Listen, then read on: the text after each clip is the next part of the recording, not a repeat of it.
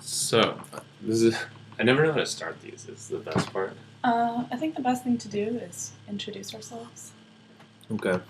Um, so, I'm Brian, and I don't.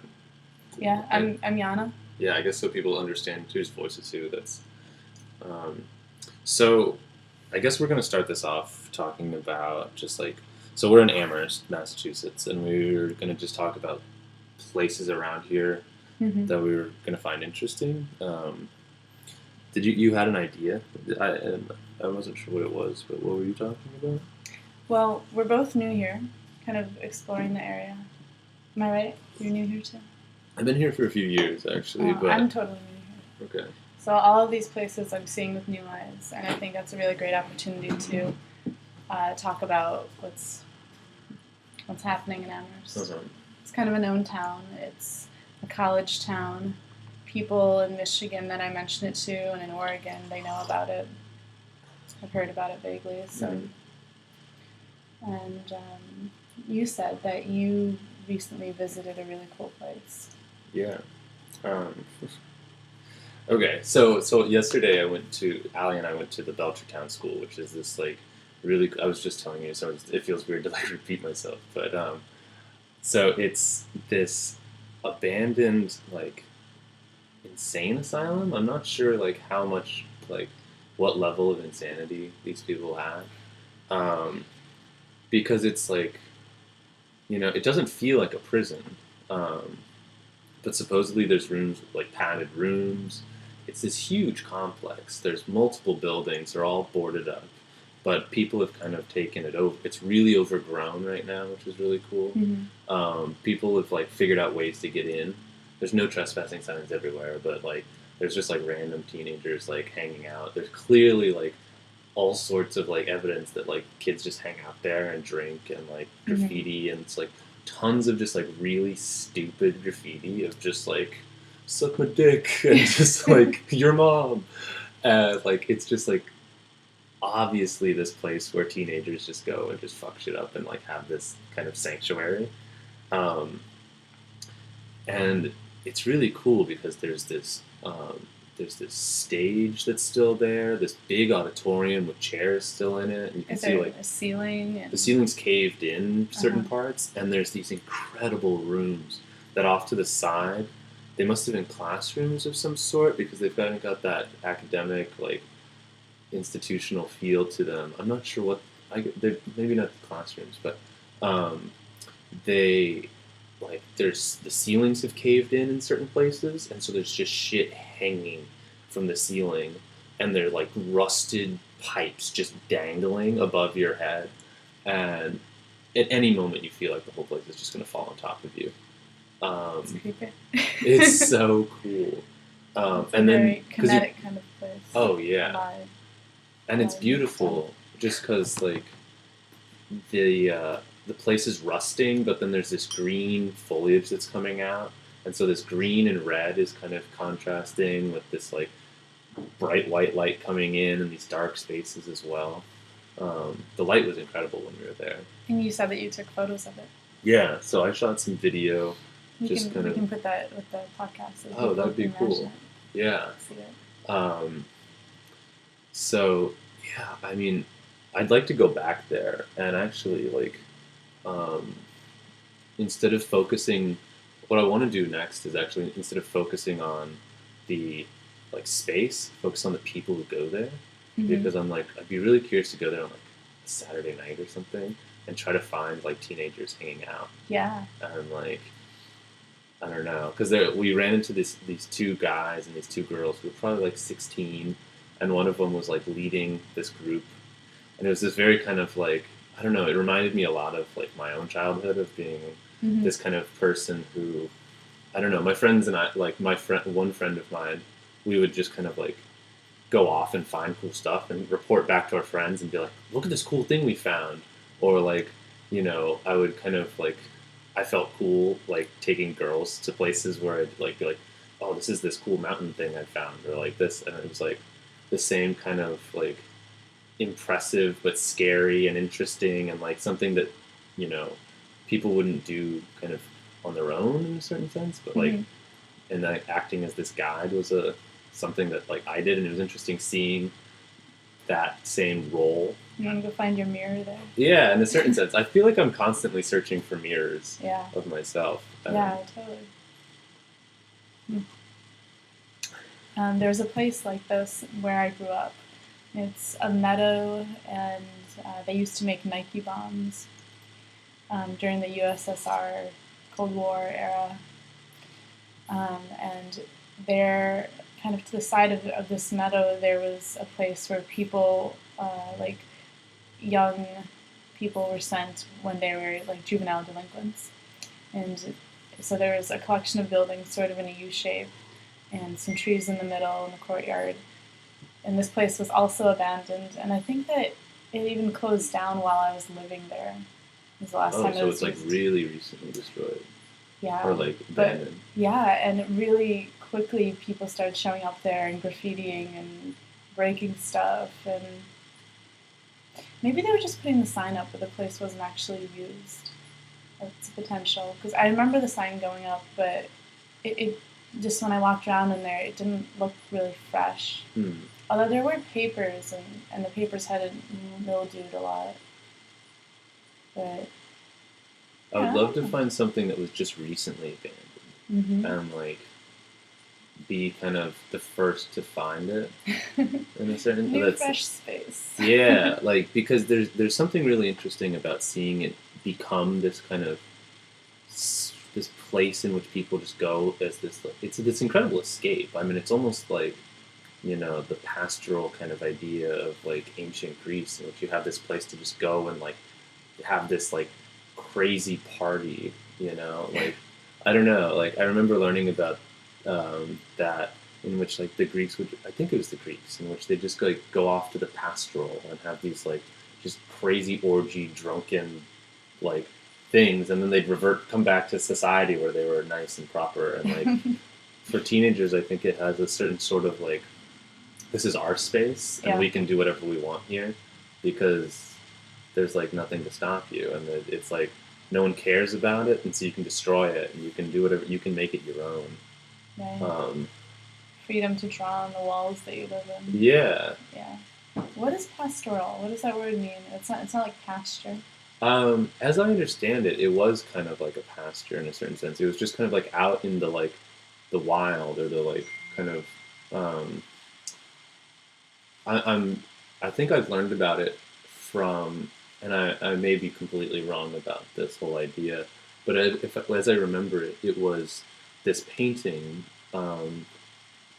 this like Renaissance painting of these people just like out in a field, and it was kind of just this party out in the field, and the people would just go out there and like it was kind of just away from society and kind of away from the like, you know, the rules in a certain sense. Okay.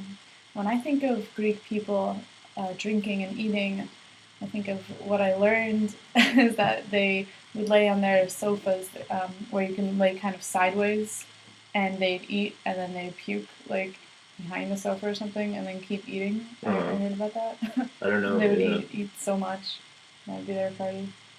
I don't know where I heard about that either. Yeah, I heard that actually the idea of the vomitorium is actually a myth. Oh. And that like vomitorium, because like someone in like a theater department was telling me this, because like the vomitorium in a theater is like the wings of the audience's area or something of the sort. It's like a part of a theater, and that we kind of just like the name of the area that you walk right in. And so it's this name of this place, and then like people just kind of are like vomit like it. And as I understood this person telling me this, that it was just kind of people confused, and it kind of became this misconception. Okay. So Greek people out in the pastures, in the fields, partying, sort of like peasants, and not puking. That's good. But I'm guessing that like, I don't know, like that the place, when it's inhabited by like these, because like there's all this evidence of people just like drinking there, and I want to run into them, and like interact with them. And I wonder if we could set up something like a hidden camera and see what they do there for like a week. yeah, ooh, that'd be It interesting. would be fun. It would need batteries. Mm-hmm. Like a trail camera for wild animals. The wild urban youth. Yeah, because we were there during the day, and because you can't, we went into one kind of to like barely a second building, and but there's like at least 10 buildings there. But the one we went into was the one with the auditorium. There's a basketball court underground in it. It's like there's supposedly there's a bowling alley in it. It's just this huge building, and it goes like you come into the basement, so you come in the dark, and then you come up into like where the ceilings are collapsed, and so you kind of like emerge into this really like beautiful space Like through the basement. Dante's journey through hell, Ooh. coming back up through the destruction to the light. It's really cool though, like, but I want to see it at night because it would be really scary at night. Like it's spooky in the day, but it's also beautiful because of like the way the light comes in. But I can see. I'm curious to like. I don't know. I'm just curious of the culture that's there, like because it has this really. It must have this really interesting effect on people because the place has such a personality itself. Um, so, and then there's all these like rooms that you could just go into, and like I was thinking that it'd be cool to kind of like create a like a show, like a group show of like make art in this facility, and whatever you like, whatever it there's like enough space that you could do a whole lot of stuff. And like you could play music in these like old wet rooms and like really kind of like create this really weird like sound or Yeah, when you said stage, that was the first thing I thought of. You're put on a show in this destructive place. Wow, that'd be really cool. There's a safety aspect because you said it feels like it could concave on you at any yeah. moment. Oh yeah. Which some people would like, but then if anything happened, you'd be in trouble. Right. Yeah, I guess I'm like you could use it as like a venue or like a space for like a video, but I don't know if I'd necessarily want like a full on show there. Yeah. I don't know if I trust the building enough. Right. So this brings up in my mind. There's an artist who made art out in the woods just with sticks and whatnot, and actually ended up saving the forest from being chopped down because he had made art in it. So it became like a safe zone for the trees there. That's interesting. I thought it was oil. I thought it was like oil drilling. You saw this on Facebook. Yeah, because like I think the idea was that he like got the whole place like registered as a piece of art, and they said, well, you only own the top 6 inches of the dirt, and then he said, well, the whole like forest is an art piece because I've made all this stuff in it, and if you disturb my 6 inches, I'll sue you. And it's like, you may own the bottom 6 inches, but good luck getting to it. Yeah. I mean, the bottom, whatever, but good luck getting to it. And so I think he, like, at least so far, has been successful in kind of combating that. But art as a form of safety, safe making. Yeah. I mean, I guess, like, art as a form of conservation. That's the word I was looking for. Well, because like some of the kids we ran into at this, they call it the Belchertown School, but supposedly it's not a school. But they were saying that it's going to be destroyed in the winter, and maybe this is just like everyone always says like the end is near, for everything. But I think it would be really kind of a shame to see it destroyed, even though it is like a hazard. But clearly. It's kind of like enjoy at your own risk at this point, but because the whole place has become an art piece in a certain sense of like, and I think document. I don't know if it's going to be destroyed. I think it would be really worthwhile to document it while it's still here. Definitely. Yeah. Like Detroit going down, there's a lot of documentation. I mean, Detroit isn't really going so much down anymore. It's kind of hit the bottom portion of its possibility. Are you from Detroit? Yeah, I'm from the Metro Detroit area. So I've seen a lot of destroyed buildings, and I tried to sneak into the old abandoned train station one night with a group of people, and these people didn't know what they were doing. It was like, actually, people I didn't know that well, and it was like 3 guys and 1 girl, and then I was there with my boyfriend, and they were all like yelling, and yeah, we're gonna go in here as we were going in, and you know, they were like making ruckus and whatever, which is not what you do when you're trying to sneak in somewhere. Right. Get all noisy. And so we were going in underneath a bridge. There was like a wall and there was a road going under the bridge, and there was a wall on the right that had a big hole in it, and that's how you would get into the train station, through that passageway.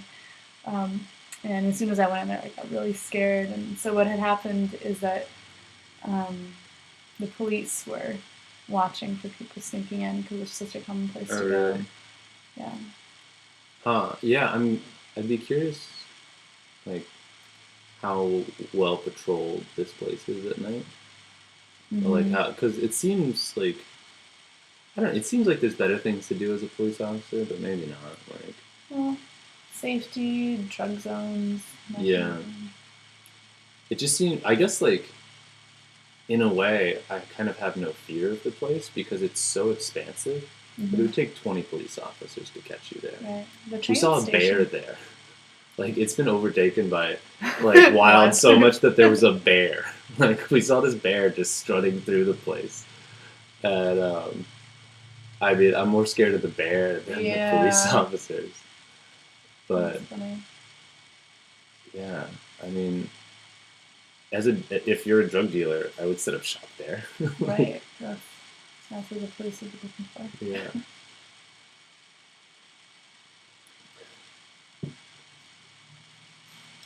So, you looked at that one room. What does it kind of look like on the outside?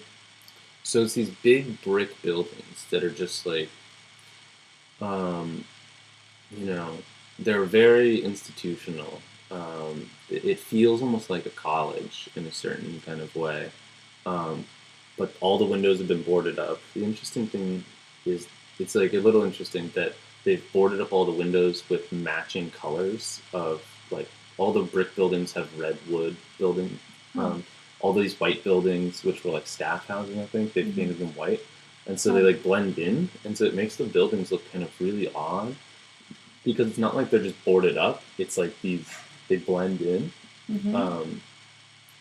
And like seeing buildings without windows makes them like, they become somewhat surreal, but they're still there. It's like a face without eyes or something. Yeah, it's really kind of got this odd impression to it. And the beautiful buildings. I mean, I was thinking it would be like, if the structures are still good, it'd be cool to, I mean, like, I have no means to do this, but to have like it be repurposed. Like tear it down and put the material or somewhere even just else? gut it. Mm-hmm. Like gut it and redo all the floors and ceilings and like, that's pretty expensive. I'm sure it is. But and then there's the question of the kind of energy that's in that space. Like in Kalamazoo, Michigan, there used to be an insane asylum, and there's a jail there. And so they let all the people out of the asylum when it closed down, and the jail there is just, it's always kind of funny energy around that. So basically you get a funny mixture of sort of like something you'd want to keep on guard with. So as far as energy leaving its mark in a space with this insane asylum that you saw in Belchertown, what it would be like to reuse it. I think that using that kind of space as a music space is a really cool idea. And that's sort of like layering art energy.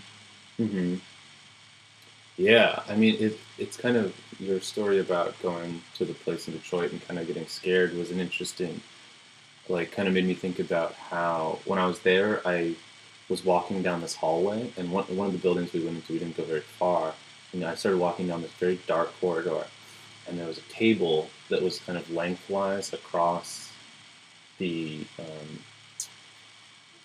the walkway, Mm-hmm. and so it was this, Blocking your it way. became a barrier, Mm-hmm. and so like in my mind, I like stood there and like worked myself into the mindset that this table was a barrier, Mm-hmm. and that it was like it was like a doorway into the depths of this cavernous like kind of privileged space that I Uh-huh. wasn't allowed access to, Uh-huh. and so I knocked, and so I knocked 4 times like on the table, and then just stood and waited for something to happen, and then like in my mind I was just like, well, I knocked, should I go in? But I haven't been allowed in. What happens if I go in without permission? And kind of getting myself like into this very like mindset of like, should I go? And I decided not to. And so it's this really like interesting idea of just like getting myself to this mind space of like believing that like something bad will happen if I do pass this barrier. And like really kind of tempting myself and like boldly challenging something to like either grant me access or forbid me. Yeah, I think that's a good point that you're hitting on, and it's a sort of a general point that kind of crosses in and out of our lives all the time about being allowed permission to go somewhere and try something new or explore or continue and just going forward. Mm-hmm. And where do we see the barriers? Yeah. But yeah, and it was like this constructed barrier because it's like, you know, that's the whole kind of interesting thing about going into a space that you understand is like has this kind of history, and it's like it had it been a school, it has a very different mindset as being a mental institution. Right. Because a mental institution is like one of the scariest things that we've ever done, like as a country, because it's the ability, like it's the idea that you can be locked up and put away for having not done anything, but only because you act a certain way. It's like you haven't broken a law, but you're just too like unstable for people to like. It's like people just don't like you. Is essentially all it really is. It's like, you know. And granted, there's like definitely like layers where people who are less safe to be around. right. Or, But it's like the fact that homosexuals were just put there, Yeah. and like the fact that you could like, you know, like I don't know. It seems like insanity is just like such a thing in which if you're accused of it, suddenly you have to. It kind of puts our whole idea of innocent before proven guilty idea and kind of throws that out the door because, you know, once you're like a community like judges you for being odd, then you have to prove that you're not odd, you Right. know, and like how does one go about doing that? Like, Right. Yeah.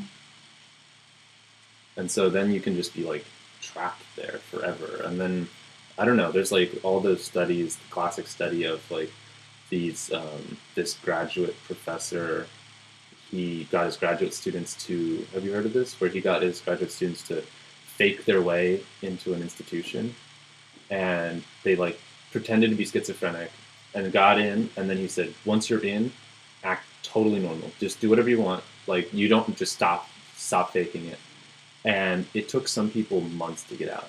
Uh-huh. And like everything they did became like a symptom of their neuroses Yeah. that they had kind of gone in with. It's like people were taking notes on like what was going on, and that became note-taking behavior. It was like people were being like aggressive because they're like, I'm like, get me out of here. This sucks, obviously. And so that was like aggressive behavior. And it's like everything just became like a file in their folder of like whatever they were doing was kind of like you can see it as building the case for one side or the other. And it's like if you're on the side of the doctors, everything is building the case for why this person is this kind of insane. You're already predisposed to see these people as insane because they're in this place where we've labeled you as insane.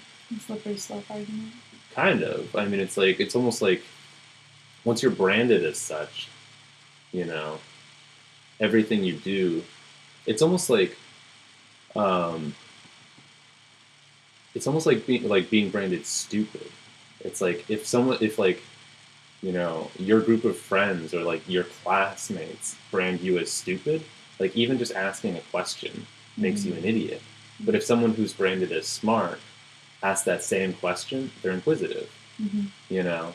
And so once you've been kind of classified as this thing, your behavior is then seen as representative of that thing that you're classified as. Right. And there's like self-branding, where it's the thoughts you think about yourself, whether you think that your questions are stupid or get in the way, or you understand that your questioning is an exploration and worthy, and then other people's influences, their commentary can influence how one thinks of her or himself. And so, like, being in a situation of an institute where people are telling you that you're crazy, and then sort of still wanting to have life and live and sort of be creative in certain ways is definitely something that would incite more crazy behavior if that person wants to sort of have that internal, like, deep urge to get along with their society, their surrounding social milieu, and that would include nurses and other insane people, right, and doctors, and to sort of have a life in that area, and how you develop that sort of artistic form of being in that kind of situation. Yeah. What am I thinking of right now? Just like how, like in, I guess like in the culture of like I guess I'm thinking of like One Flew Over the Cuckoo's Nest, and I'm thinking of American Horror Story Asylum. Have you seen that at all? Or something else, I guess. I like think you have Girl Interrupted. I don't know what that means. Maybe. Okay. But like the idea that like there's this kind of culture of like absurdity that is around you, kind of like in One Flew Over the Cuckoo's Nest. It's like everyone is absurd, and so to like be in that culture, you kind of have to act absurdly, and then like the nurses interact with you absurdly because like that even like normal behavior is absurd. Like this whole world becomes this absurd game of like kind of everyone, like even I don't know, that I guess that was like the question. I want to read One Flew Over the Cuckoo's Nest now. God damn, give me books. But like the idea of just like being in this group of people who are just kind of like fuel each other's fires in a certain sense, and that the like staff doesn't become a regulatory force, but they become an added like portion of that reality. It's also kind of fueling the fire. Right. Yeah. And that sounds very musical to me. It sounds like a band. Yeah. You know, everyone kind of plays their part in it, and together you make this like giant growth of noise and danceable space. Yeah. Oh, that's a really good metaphor for it. I haven't thought about that because like I've thought about this idea of like kind of insanity is the like or like in a certain sense like that kind of the people who we see are crazy are the people who like follow out these things to this really kind of extreme level. And granted we have like dysfunctionally insane, but like at least like our impression of like I guess Cuckoo's Nest is kind of my like main example of like McMurphy is just like he's just this kind of very bold character, and he like just does whatever he wants, and that's like completely like being insane in a certain sense is just like being not with the status quo. Mm-hmm. And the further out from that you are, the crazier you are. And we have people who are dysfunctionally like insane, and they just like, you know, because they're have a mental illness, but that we kind of like the people who like McMurphy who are just kind of like out there. And I think this was Kesey's whole idea of just like that it's just a classification of other. Mm-hmm. And so if you are an other, you can be put in this place where we exile you. And I guess like where was I going with this? That like this ability to follow through and not like break to the status quo or to like society's pressures of like what is expected of you is, I think, very admirable. Strength of character. Yeah, and that kind of like ability to do that kind of, you know, that this is bringing me into a whole other discussion about Batman and the Joker, which I like, I fall myself into, which is a whole other, you know, 2 hours of. I want to talk about this at another, in more in depth, but like this ability to like follow through with something almost is insanity because like unless most people don't, right, because there's so many stops, and it's like because there's like all this fear of being and othered. like and that's of being othered, and that like suddenly it's not even that it's just a fear of otherness, but now we have this this place where you get sent. Yeah. And it's like it's not just this social pressure, but it's also this institutional pressure of saying like not only will you be like, you know, not one of us, but we're going to put you in a place in which you're going to be forced to be like removed from us, and we're going to like not only imprison you but take away your brain.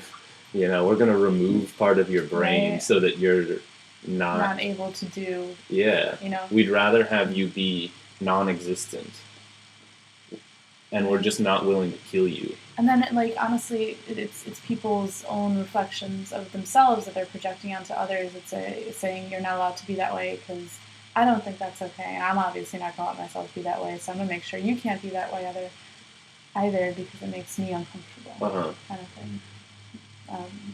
What is what society does to people who they feel are over extending their actions. Right, and I guess like it's interesting that like the 50s was this kind of pinnacle of institutionalization, and it was also like the pinnacle of Red Scare, in which like and then all the 60s stuff came like really huge.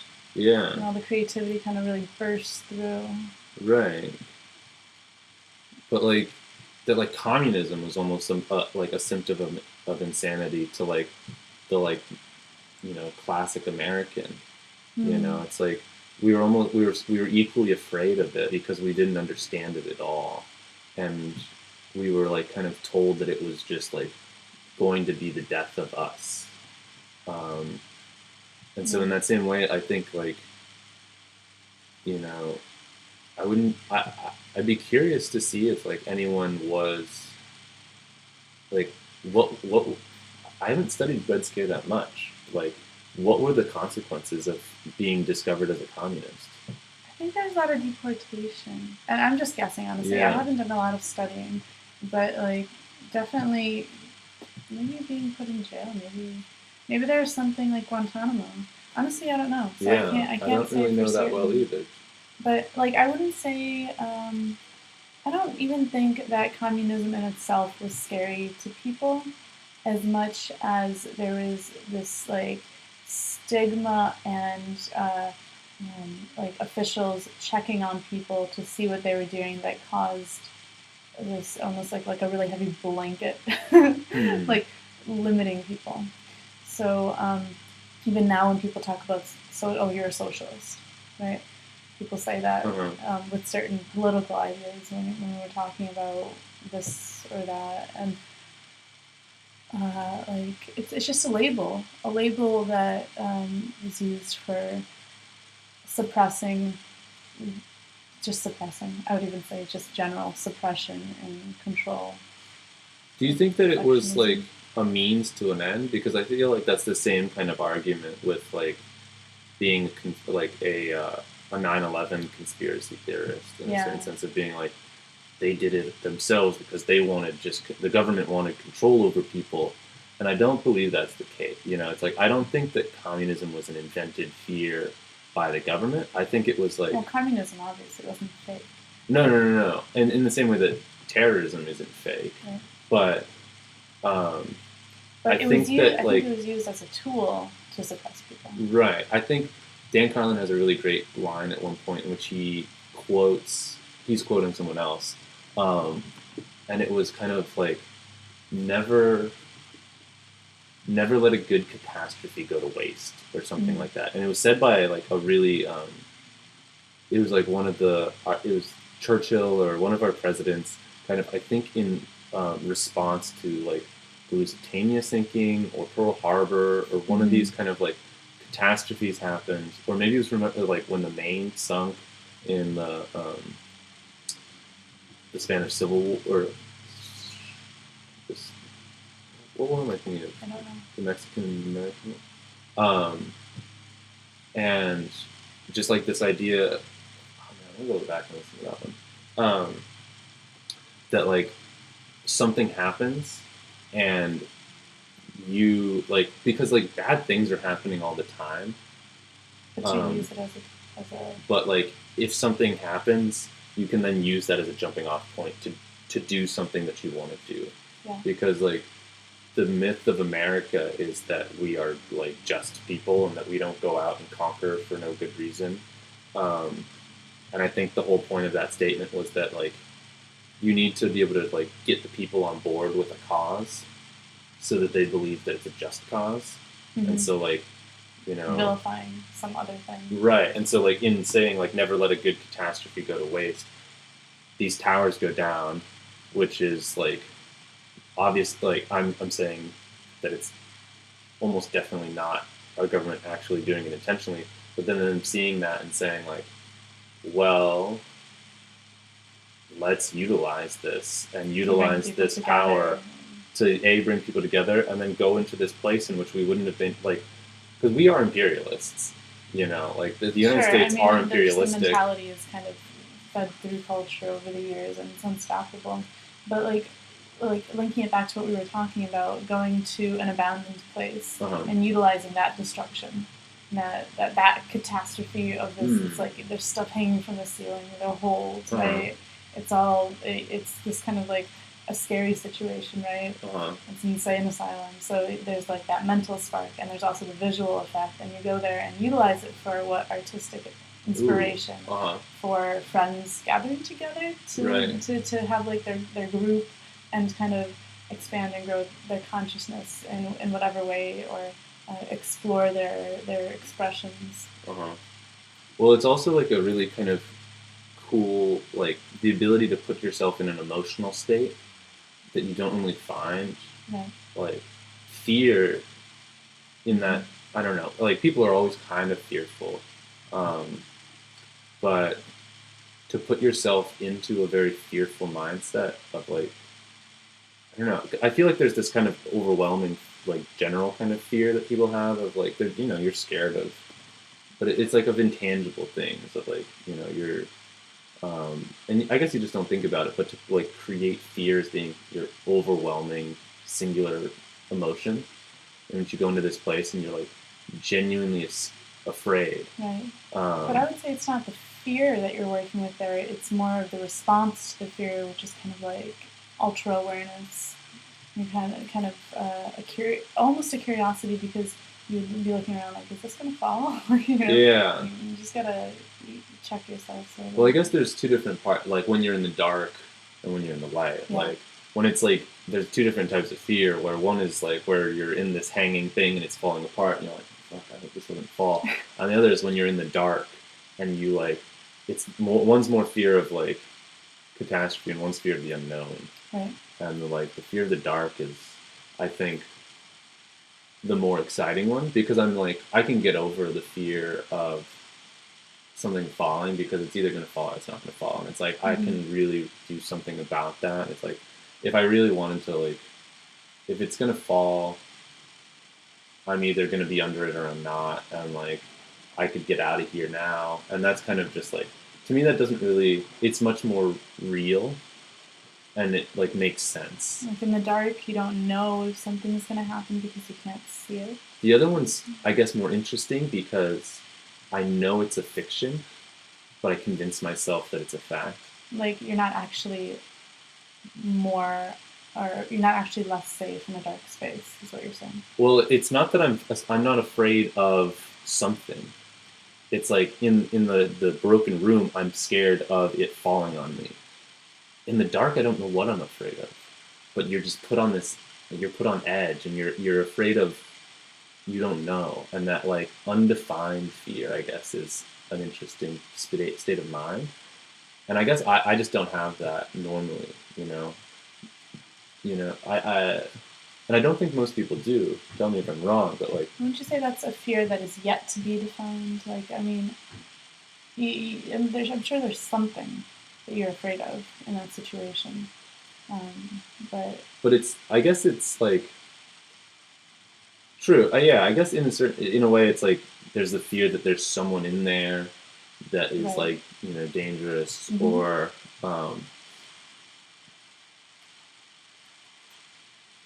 And Yeah. imagine the doctor looking into an insane person, looking kind of trying to look into their mind, and afraid that there's actually someone in there. Yeah. that's Or just weird. that, like, yeah. I guess. Because of course there's someone in there. What do you mean? I mean, a person. Like, there's a person who's sitting in front of a doctor, and of course there's like a presence of their selfness in their body that the doctor should be speaking to, but the doctor probably might be looking at them like a thing that is weird and unknown, and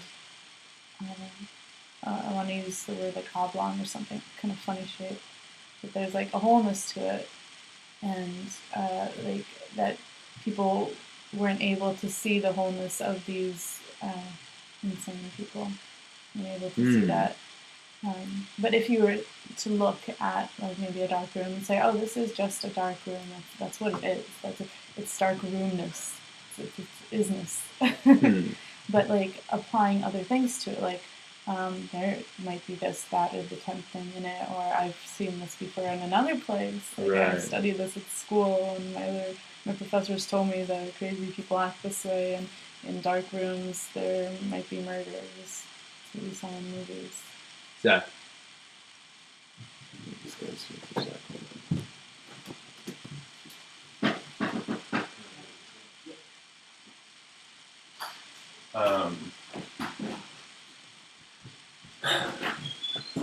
Yeah, I mean, I'm talking about projection, I suppose. Projecting a fear. into a space. Yeah. Maybe we can pause and we can come back to it in a second. Yeah. You're recording it? I think so. Okay. Yeah, it looks like it. Cool. So. Okay, we were talking about what I just heard, going over that a little bit. We were talking about projecting into dark spaces or minds that we don't understand, is what I was kind of drawing a metaphor between. And I guess like I was kind of unclear on what you were talking about. Like, what do you mean, like projections? That was what I was unclear on. Yeah, projecting, like having an idea about something where it's not the case of what it or the situation actually is. Okay, so like your imagination in a certain sense, or like letting your imaginations go on. And judgments sort of put together. Okay. And then this like falsification of reality. Huh. Ooh. I like that.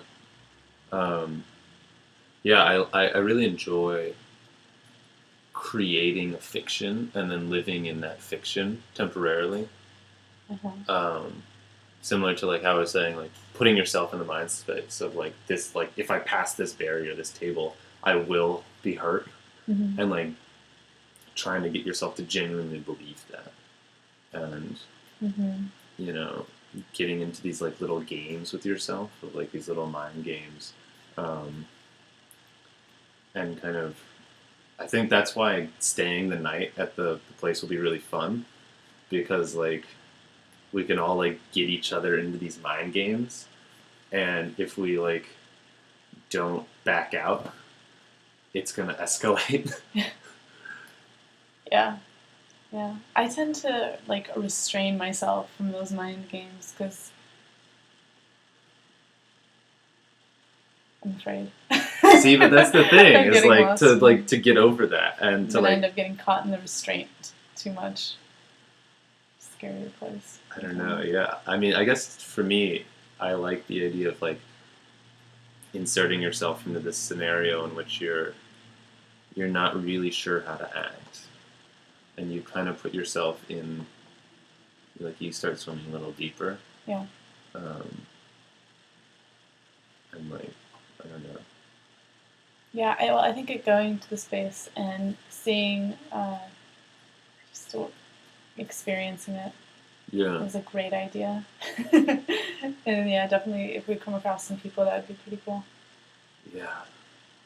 And I also had the idea of booby trapping the place. I think that'd be really fun. Have like a ghost fly down from the ceiling. Yeah, or just like see what I was really thinking is like having like trip lines and then having like somehow have like ways in which if you hit a trip line like doors slam Oh my gosh. and like suddenly people are like trapped or like